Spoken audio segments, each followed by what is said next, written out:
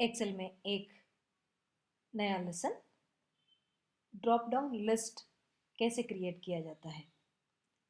How to create a drop down list in Excel. मान लीजिए हमें इस सेल में ड्रॉप डाउन लिस्ट चाहिए। इससे पहले हमें ड्रॉप डाउन के क्या क्या आइटम्स हैं पहले से डिसाइड करना होगा और उन सबको खड़े या आड़े यानी वर्टिकली इन कॉलम और हॉरिजॉन्टली इन रो उन सबको एक साथ लिखना होगा, कहीं भी किसी भी सेल में, इस शीट में या किसी अन्य शीट में भी। जैसे SC, ST, OBC, जनरल। हम चाहे तो इनको इस तरह से भी लिख सकते हैं, हॉरिजॉन्टली,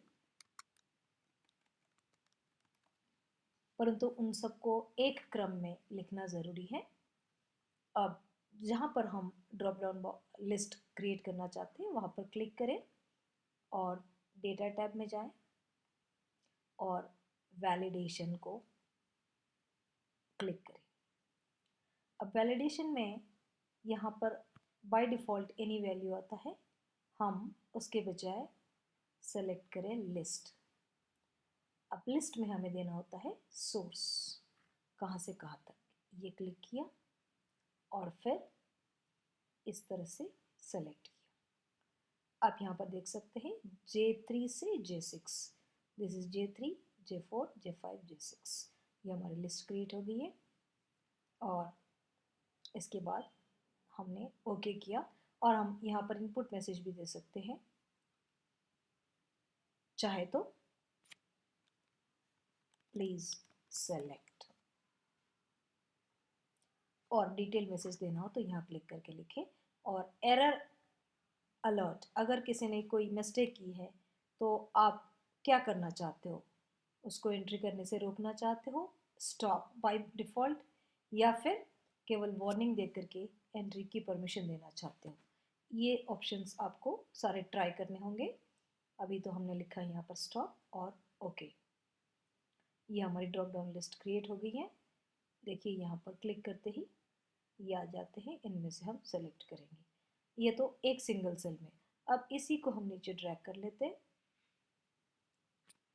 ड्रैग किया तो हमने जो वैल्यू ऊपर वाले सेल में है वो सब में आ गई है। अब इसमें से वैल्यू को हम क्लियर कर लेंगे। अब इनमें से किसी भी सेल को अगर आप क्लिक करेंगे तो आपको यहाँ पर ये जो दो ट्रायंगल्स दिख रहे हैं ये आपको बताएंगे कि यहाँ पर एक ड्रॉप डाउन लिस्ट है। सो इस तरह से हम ड्रॉप डाउन लिस्ट क्रिएट कर सकते हैं।